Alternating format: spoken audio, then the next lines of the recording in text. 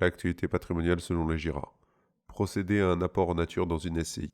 À la création d'une SCI, il est possible de procéder à un apport en nature.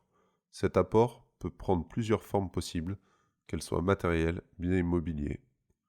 Quel est l'intérêt de ce type d'apport et quelles en sont les conséquences? Quels sont les types de biens que l'on peut apporter à une SCI? Il est possible d'apporter tout type de biens immobiliers à une SCI. Cela peut porter sur un terrain, un appartement, une maison ou un immeuble. Dans ce cas, l'apport se fera en pleine propriété. Il est aussi possible de procéder à un apport de droit démembré, nue propriété ou usufruit. Attention tout de même si l'apport porte sur l'usufruit du bien et que l'apport constitue la source du démembrement. Dans ce cadre, l'apport tombe sous le joug d'un dispositif anti-abus datant de la loi de finances rectificative 2012 sur la cession temporaire d'usufruit. L'associé devra s'acquitter de l'impôt sur les plus-values sur la base du prix contractuel de cession de l'usufruit ou de sa valeur vénale si elle est supérieure. Pour rappel, l'usufruit correspond au droit de jouir d'un bien, de l'utiliser ou d'en percevoir les loyers. La nue propriété correspond au droit de possession effective du bien.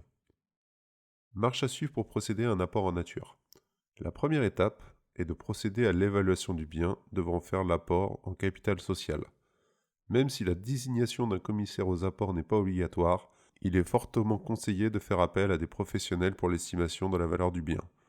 Une surévaluation du prix du bien provoquera un déséquilibre dans la valeur des parts détenues par les associés. L'apport d'un bien à une société est équivalente en termes juridiques à une cession à titre onéreuse, soit une vente.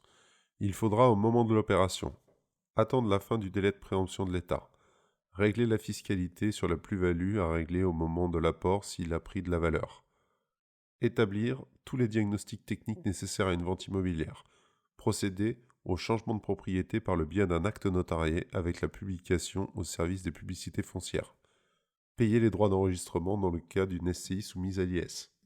Contrepartie de l'apport en nature dans une SCI. En échange de l'apport du bien immobilier, l'associé reçoit des parts en pleine propriété de la SCI d'un montant équivalent à la valeur vénale du bien. Si le bien apporté a été financé par le biais d'un crédit immobilier, l'associé peut demander sa prise en charge par la suite à la SCI en échange de l'apport. La banque devra accepter la demande de substitution du titulaire du crédit. Le montant des droits perçus par l'associé ayant effectué l'apport se verra déduit du capital restant dû à la dette.